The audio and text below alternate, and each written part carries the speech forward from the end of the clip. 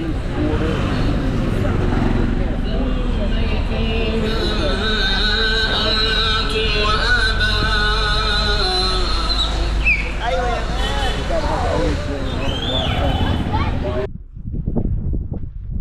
Lex Levy, and this is Ancient Odysseys. Today we're here at the Pyramid of Sahure in Abusir. Join us in our exploration of the Pyramid of Sahure. Let's go explore the Eastern Temple and see how the Abusir Pyramid complex is transformed after a rare downpour. We're here at Abusir and it's pouring out, revealing hidden details and textures often obscured by the desert sun. That was awesome. Witness an extremely rare rainfall in Egypt.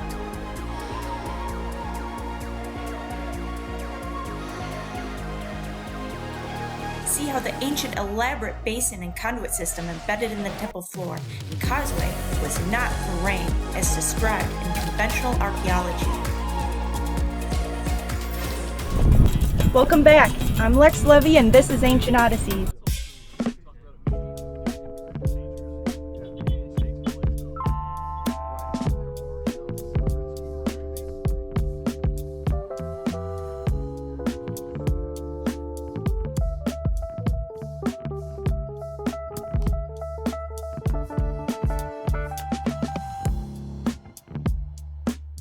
In today's expedition, we return to the beautiful and enigmatic Abusir Pyramid complex, located on the western desert plateau, with the Giza pyramids to the north and Saqqara to the south.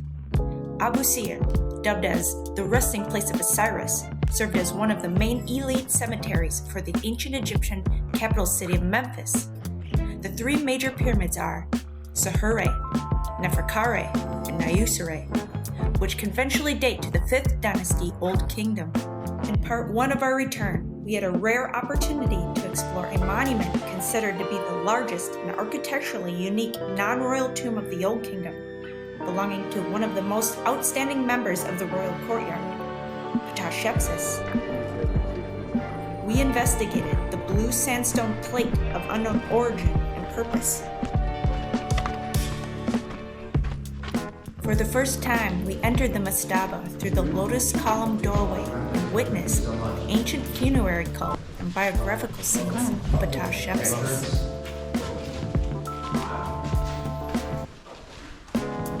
We located and examined conduit systems and basins that were documented in early excavations.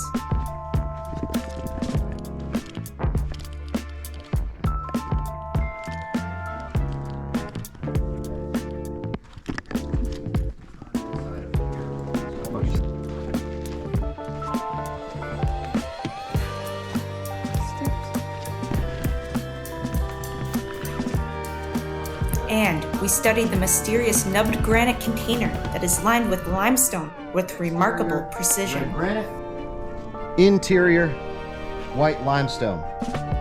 And one of the main things I wanted to point out here, if you look. That was awesome. In part 2, we investigated the Eastern Temple complex of Niuserre with the objective to locate a third conduit and possible basin that was recorded by board chart in its early excavation. See if you can go over there and look for that thing. Okay. The other one, it should be in this area somewhere. So I'm on the hunt for a piece of conduit and a collection basin. So I'm standing next to one of the inlets for the conduit system, made of quartzite. We'll see where it terminates later on. We also explored the Eastern Temple complex of the Pyramid of Neferkare for the first time. Today we're here at the Eastern Temple of the Pyramid of Neferkare. I'm here at the red quartzite collection basin on the causeway to the Pyramid of Niuserre. So we were just talking about how that collection bowl may have originally had a copper inlay, like a metal bowl on the inside of it. That does look like a copper oxide. So this is a very unique fragment here. Be sure to watch my first series on Abusir for a deep dive into the major pyramids and temples in episode 36, part 1, and episode 37, part 2.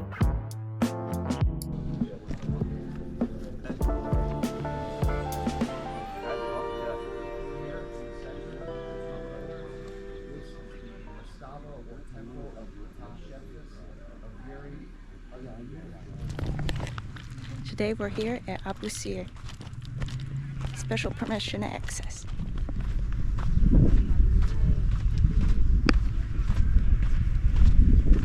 Here we're looking at the valley temple to the Pyramid of Sahure.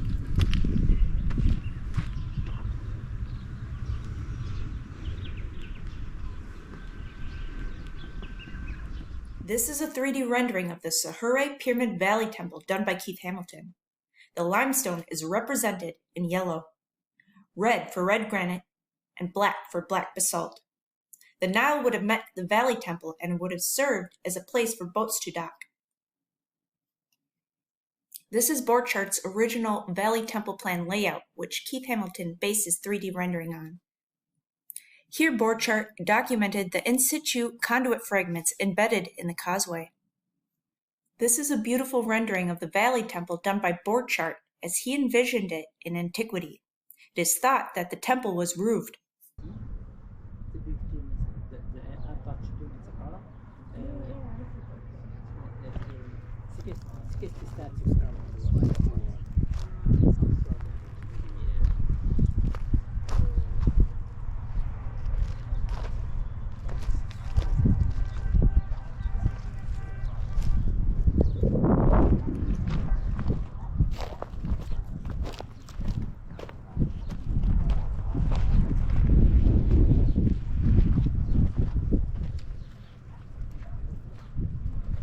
Yes, here.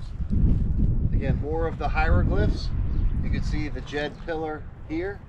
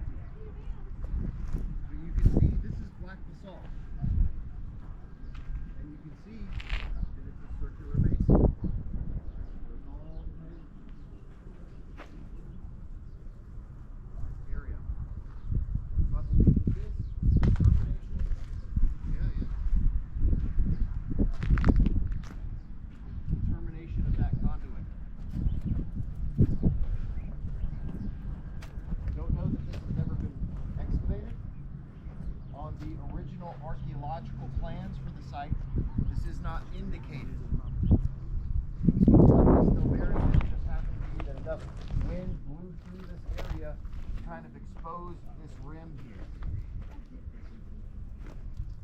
It's hard to say. This is not even shown.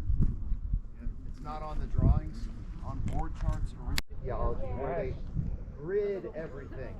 And sections are dug out section at a time, documenting what's found in each little grid section. And little brushes and stuff, removing soil very, very carefully.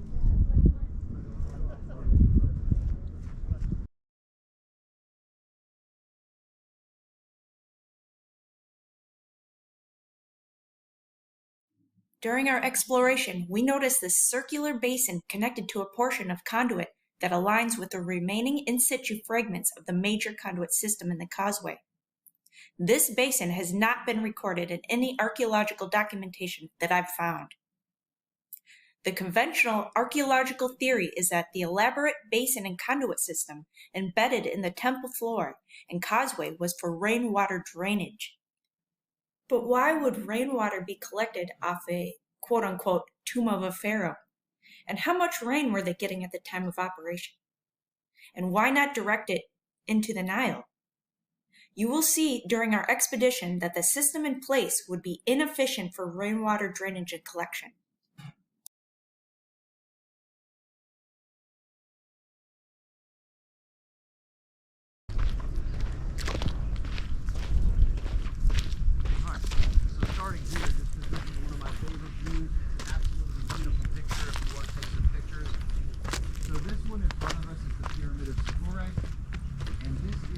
causeway that leads down into the valley temple.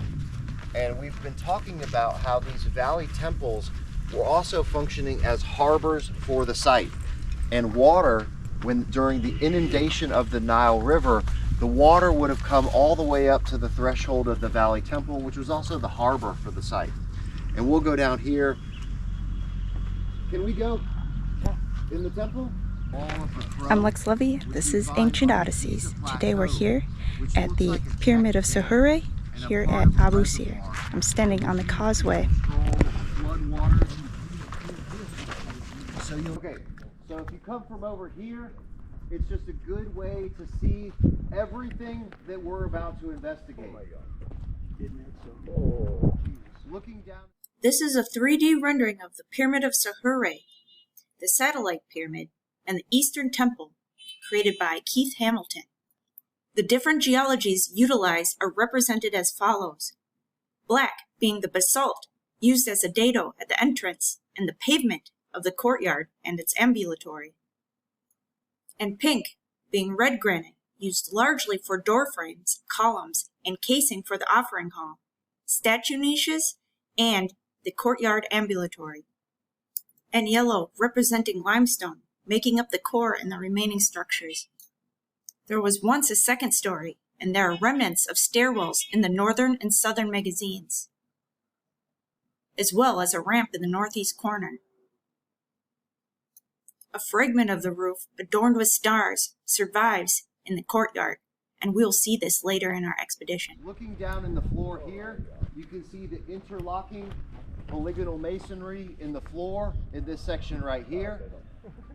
This temple structure was originally 2 stories, and we'll see stairs inside of this that would have led to the second level of the temple. This is a reconstruction of the Sahure Eastern Temple done by Borchardt. Here he has included the roof of the temple and positioned the basalt line-headed spouts that I spoke about in part 1. Then from here, look down into the temple, and you see those hieroglyphs that have the green color? Yeah. Those had copper in them. And those hieroglyphs are immaculately precise. They are the same quality as the construction of the stone itself, which we've talked about some of these comparisons and differences between the quality of the hieroglyphs and the quality of the artifact. These two are the same thing. So let's go.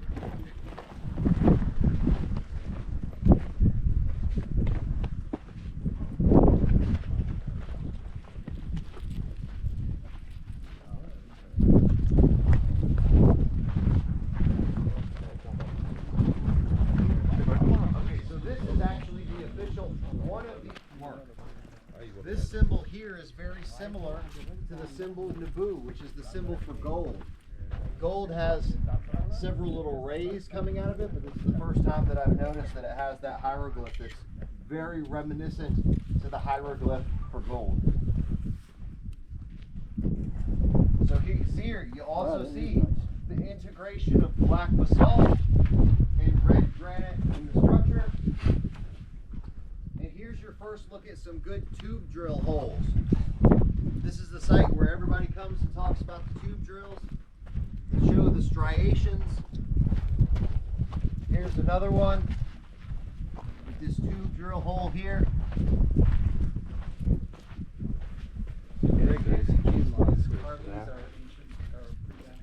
I think they are original, and they appear to be the same quality as the stone. Interesting piece of conduit, where 2 lines converge. As we explore, we will find that this temple complex had significant security measures. Scattered around the complex, we will see granite pieces with a rebate cut into them with tube drill holes. These granite fragments are remnants of the door frames, and the holes would have contained bolts to secure them. In Borchardt's reconstruction, we see that 2 bolts emerge from the granite frame, and at one end they are wider. This is to prevent them from being withdrawn completely from the frame, as the hole in the metal plate, which covers the channel, would be smaller at the end. Borchardt has the metal plate secured at its bottom by a threshold block, while at its top, it's secured by an overlying masonry block. Here, Borchardt has a door displaying 3 bolts, which is found in the Valley Temple, and we will see later. The difference here is that basalt pieces were used to prevent the bolts from being withdrawn. And these basalt pieces were kept in place with a metal covering, as shown in the 2-bolt door. In this photo, we can see a channel in the upper face of the stone in which the metal cover plate would have been anchored into. Unfortunately, none of these metal components or doors survived the looting of the temple. So why the need for all of these security measures? During my research, I found that Paring had retrieved hieroglyphs from inside the Pyramid of Sahure, which include Nebu, meaning gold, and the scepter, meaning fine gold. Also, Nebu is present on the side entrance columns. Paring also recorded Nebu from inside the Pyramid of Neferkare. In part 1, I discussed the secret passage and bolt system that is within the eastern temple of Nayusera. It is similar to what is found at Qasr el-Saga, which is known as the Palace of the Goldsmith. The high security measures, the hieroglyphs meaning gold, and the intricate conduit system leads me to believe that the Abusir Pyramid complex was used for the refinement of gold.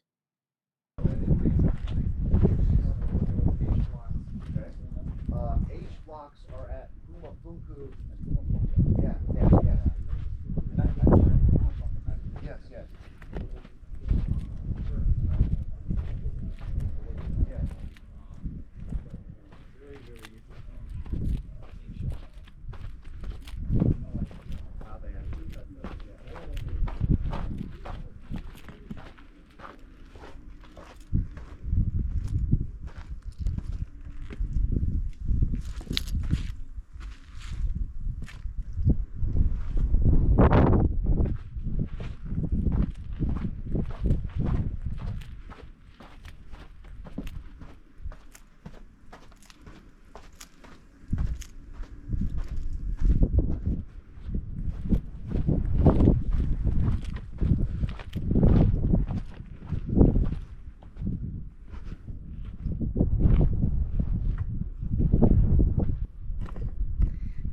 I'm Lex Levy, and this is Ancient Odysseys. Today we're here at Abusir, at the Pyramid of Sahure.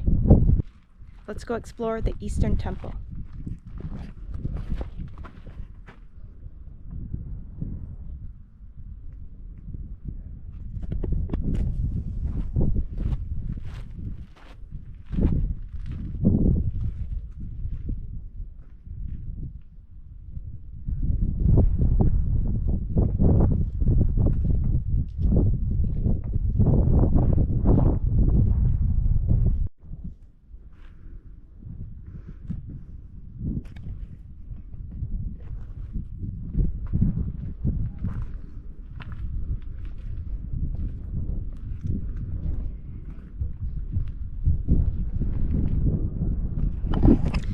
Here we have a colossal lintel beam with hieroglyphs, and you can see this greenish color. This is verdigris. This is oxidized copper. That means these hieroglyphs were inlaid.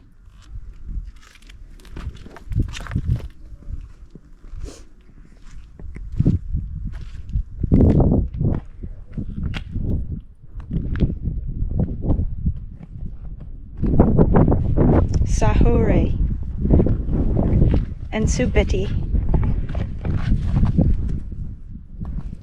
Here we have Ensubiti, king of Upper and Lower Egypt. And this is the cartouche of Sahure. Sahure.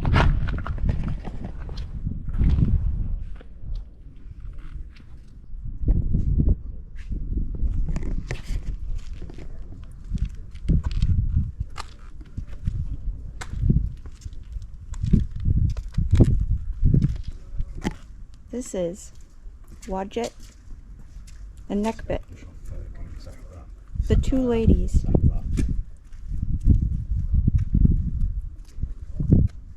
Nekpet being Upper Egypt, Wadjet, Lower Egypt.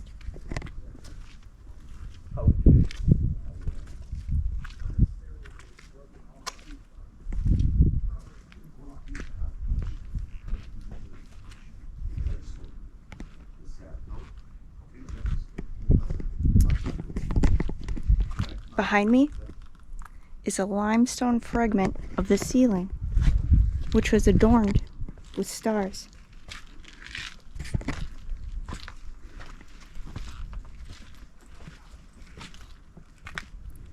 Thomas! Okay. So now we're going to go into the main threshold of the temple. As we're walking around, I'll just point out more components. And I want to make sure to show you the channel and conduit system. So if you follow me this way, we'll walk through and I'll show you all of the channel and conduit.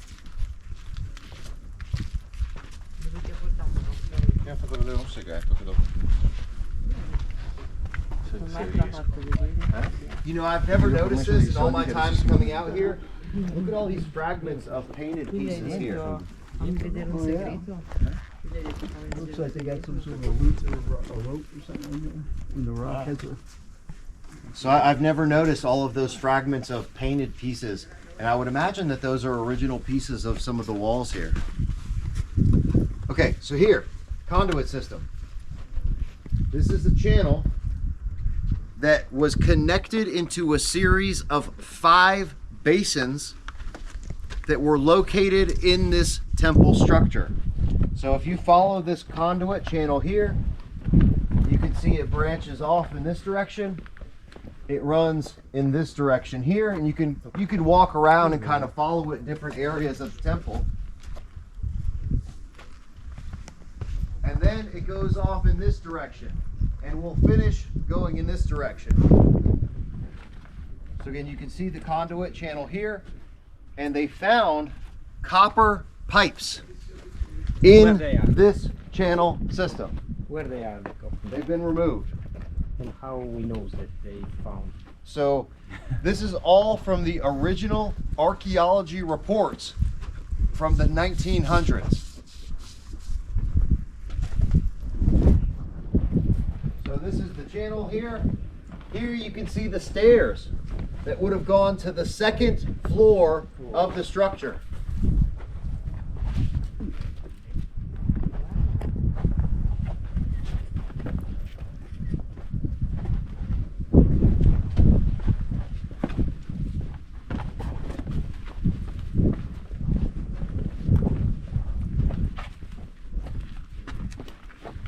Coming back around here, we pick the channel. This is Borchart's temple plan. The basin locations are highlighted in blue, and the red line represents the intricate layout of the conduit system. This conduit system runs through the courtyard and down the causeway to the valley temple. The basins had a copper pipe attached to their bottoms and a plug made of lead with a copper ring which closed the hole. These are the lead plugs with the copper rings that Borchart found during its excavation. These are photos of a copper pipe mortared into a section of conduit that Borchart found. Borchart would suggest that the eyelet was made of copper and the cast rings that connected these pipes were made of yellowish bronze, and he thought this was remarkable for the period. In places, only crystalline verdigris left on the mortar indicated the presence of copper pipe, and in some places, oxidized copper sheeting was found. These are photos I took of an incredibly interesting and rare piece of conduit that merges 2 channels. Perhaps this was used to mix 2 different solutions. It is not clear where this piece was originally positioned. This is a photo I took of a curved portion of the conduit system that runs towards the satellite pyramid. Perhaps this system was connected to other structures. You will see as we walk east down the causeway that there are surviving segments that lead all the way to what remains of the Valley Temple. While exploring the Valley Temple, now mostly quarried away and covered in foliage and sand, we discovered this circular basin, which appears to be made of basalt. You can see how it's connected to the conduit system. This circular basin is totally omitted from all the temple surveys and schematics that I've seen. This is Borchart's reconstruction of the Valley Temple to the Pyramid of Sahure. This is Borchart's plan of the Valley Temple, which omits the basin that we found. And this is Keith Hamilton's 3D rendering of the Valley Temple, which defines where the basalt, red granite, and limestone was utilized.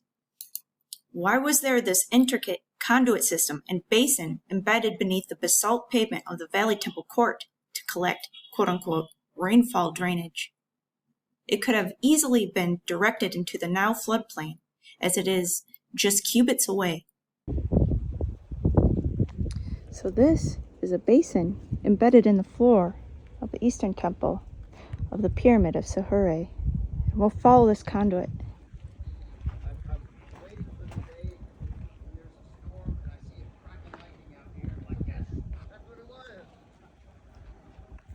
Where's all this tectonic movement coming from? So they were very concerned about these blocks not vibrating out of place. This would have been a basin. Take it in a rough shape, and whatever the rough shape it is, you just kind of finish it. Yeah. So they definitely work smarter and not harder. It goes, splits in this direction. It goes right, left. Here's a piece of it here that would have led up to a basin or a housing here. You can see a piece of the channel here that runs down in this direction, and all of these converge downhill from the basins. So there would have been a basin where you're standing, connected into the channel, moved downhill into the center point, and down out of the structure in this direction. So if you follow it here, here's more of the channel. And again, we'll pick this up as it moves out of the structure down the causeway.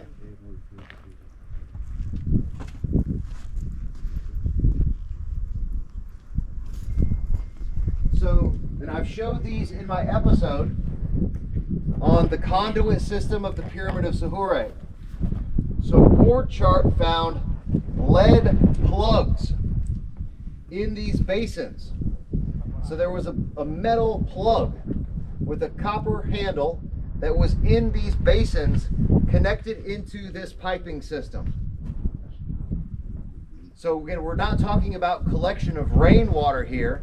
We're talking about a plumbing system of some sort. I don't think these are restrooms, right, because that would be very desecration of your sacred burial site. They don't have porta-johns in the temples of these things, right? Right. So what were they for?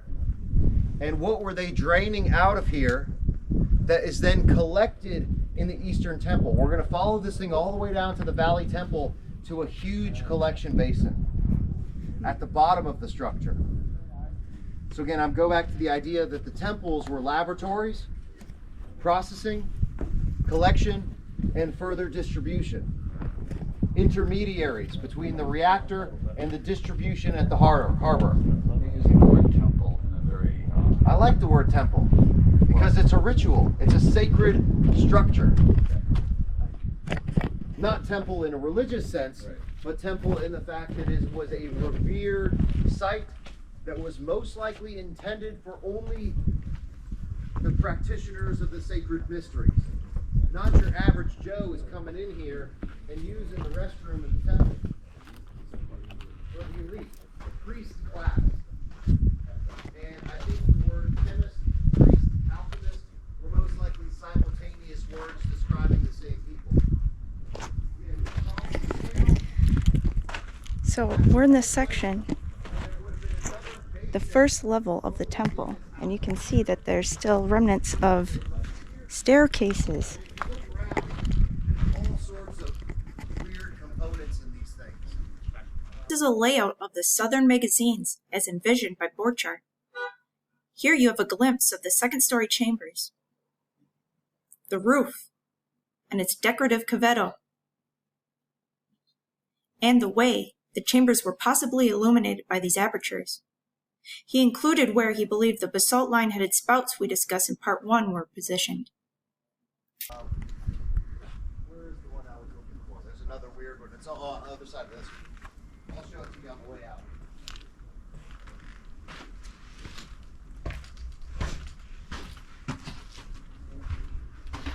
Alright, so let me show you this piece over here.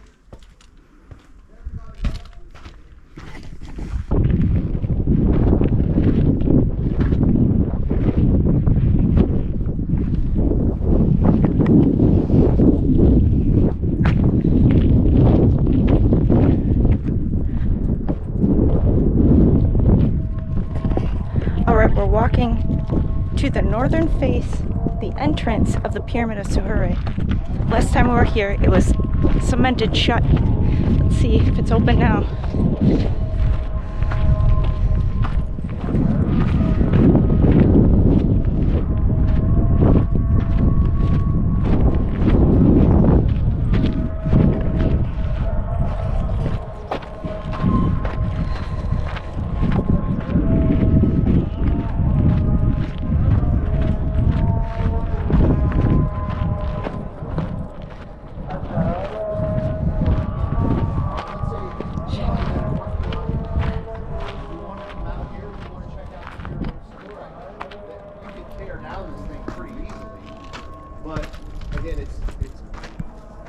Why did they do that?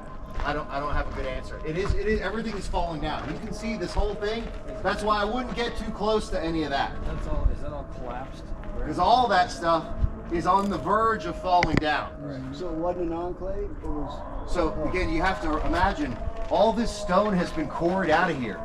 People have come. This was a whole solid pyramid structure. Yeah. And people have come in and removed stones and taken all that stuff out of here to where it compromised the foundation of the pyramid so much that the whole thing is eventually going to fall down. One day, it will collapse.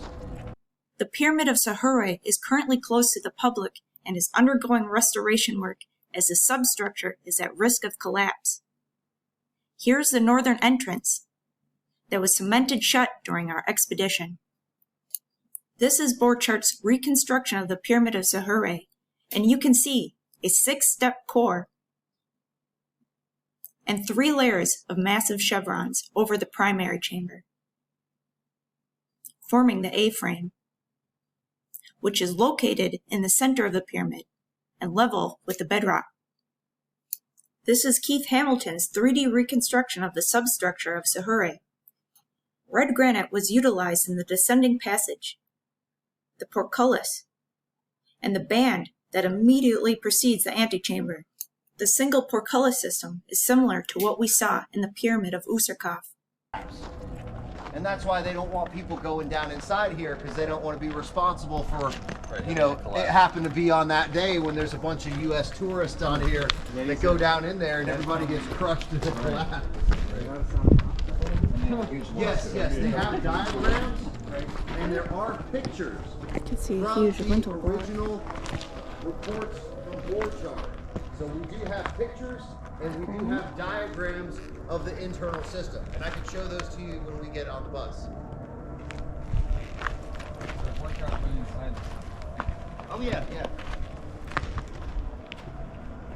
And I'll send you, I have a great episode showing all of this stuff and all the pictures of the conduits, the pipes, all that stuff from the original excavation.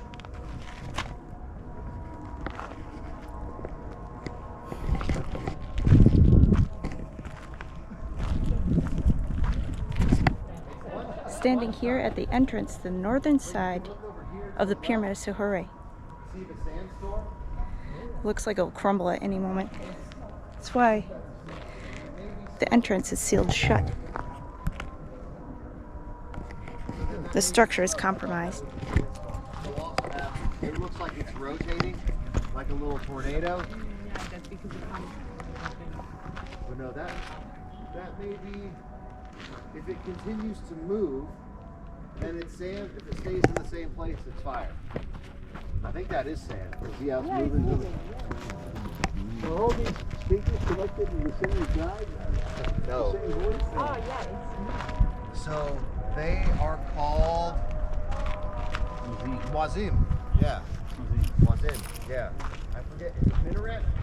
The tower itself, minaret, and they're calling for prayer. So in the Muslim religion, they have 5 prayers per day. First one at 4:30 in the morning, which I hear in my house is like right next to. Okay. I'm sneaking away to the western side of the Pyramid of Sahure.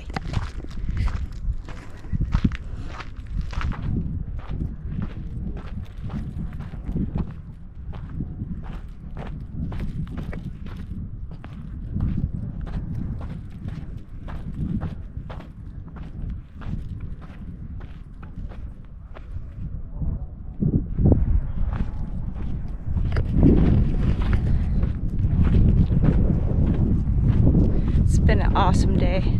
We've been able to see so much more than we've ever been able to see.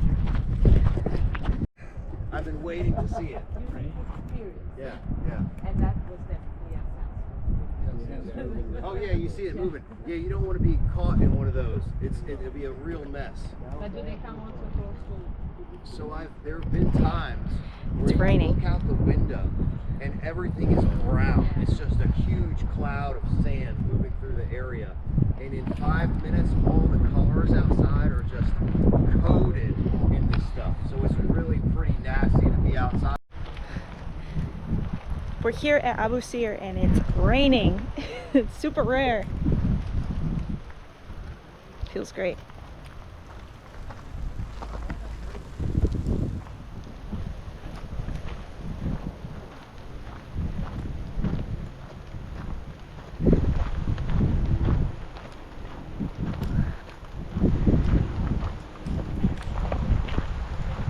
Just 2 days ago we saw a rainbow over Saqqara.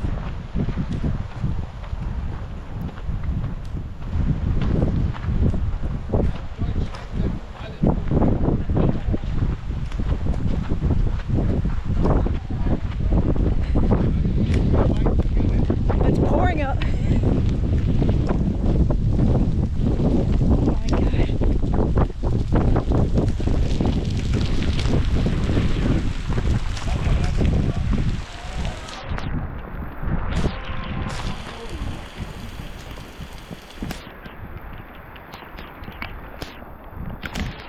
Okay. We're here at Abusir and it's pouring out.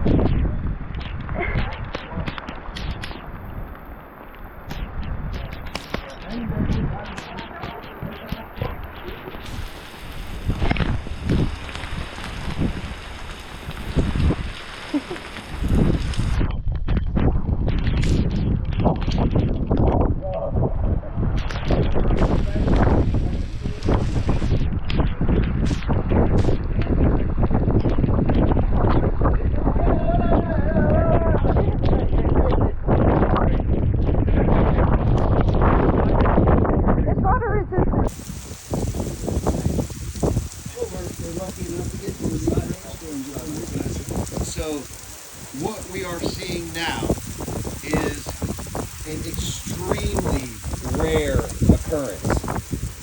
And what we're also going to see in just a minute is what this thing looks like clean. Wow. With all of the dust washed off of the surface, we're going to be able to walk. Look what is falling on my Yeah, yeah, oh yeah, yeah.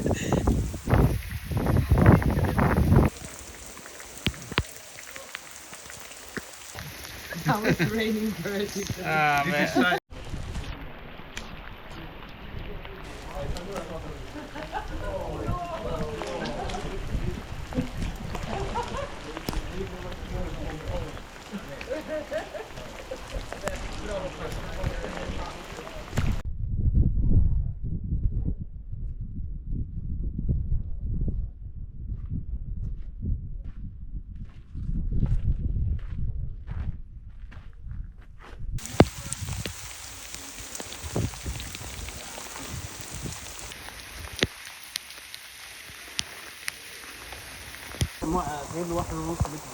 Now you have seen the pyramid temples of Sahure in the rain, and the elaborate basin and conduit system embedded in the temple floor and causeway.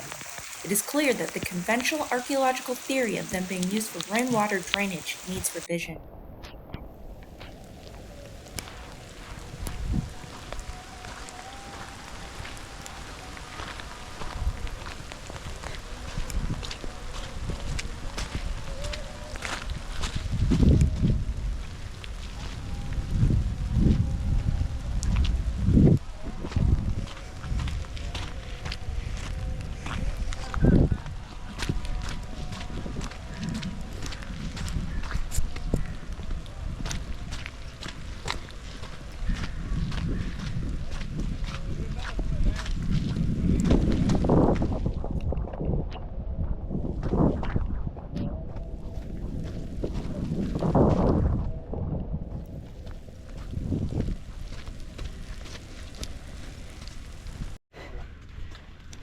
That was awesome. It's a really Very, cool to be very around. rare experience, maybe once or twice a year that we get any sort of rain in Egypt, let alone we got to experience it out during a private special permission visit to the Pyramid of Sahure at Abusir. Really, really awesome.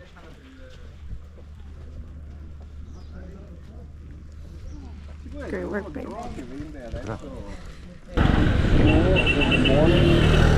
A lot of these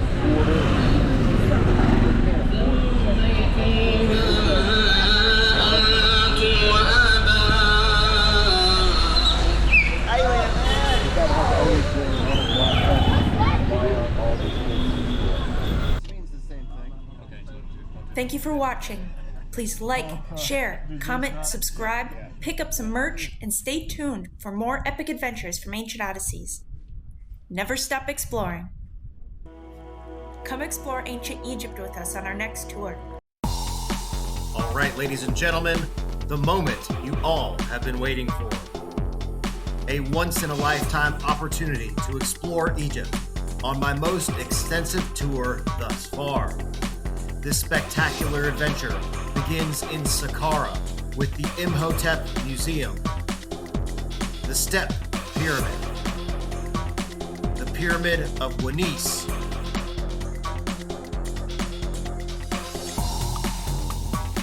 the Pyramid of Teti I, and the mysterious Serapeum.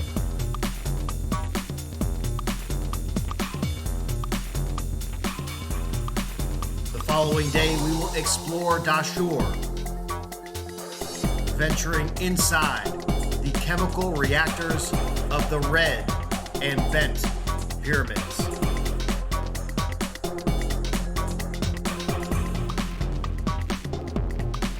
Next, an exclusive special permission access visit to the pyramids of Abusir.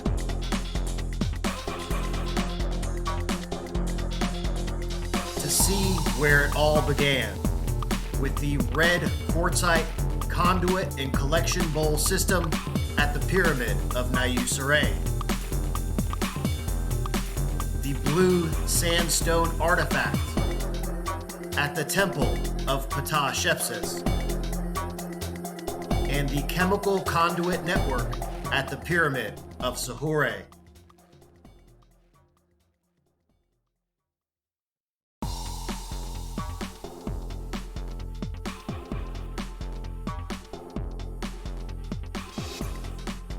Then we will explore the Giza Plateau chemical manufacturing facilities,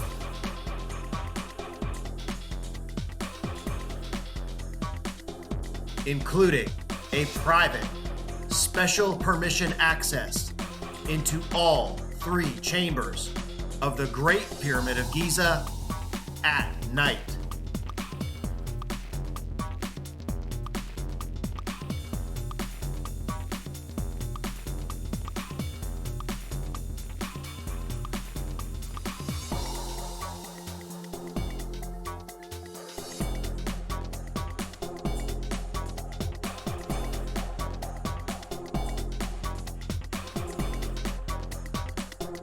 We will then fly to Luxor to investigate the Luxor, Temple of Man, and the Holy of Holies at night.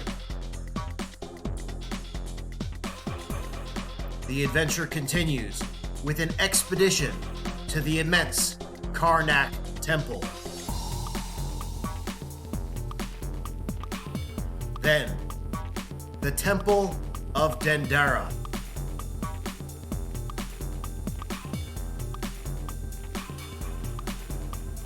To see the so-called light bulb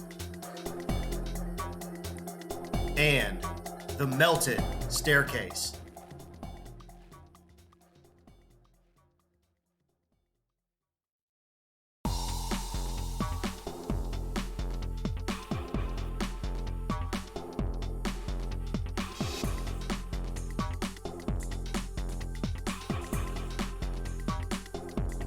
Then, we travel to Abydos.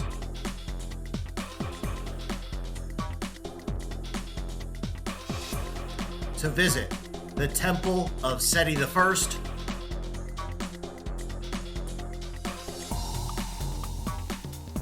and the Osirian Temple of Initiation,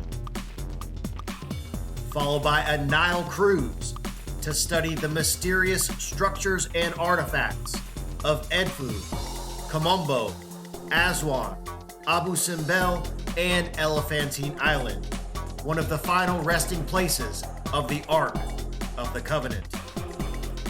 So if you are interested in joining on this massive research expedition, please send me an email to contact@thelandofchem.com with the subject line 2025 Egypt Tour, and I will send you the full tour itinerary and pricing details. Thank you all so much, and I will see you soon in Egypt.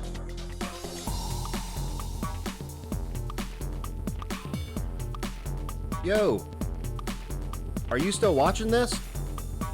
Please subscribe to The Land of Chem here on YouTube and click that little notification button. New videos coming out every single week. And check out this other episode. Come on, do it. Do it now.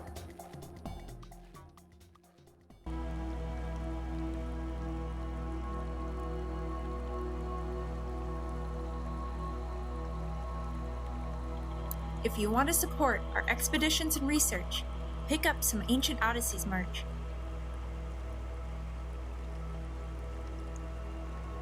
I have a new collection that features my photography from our adventures.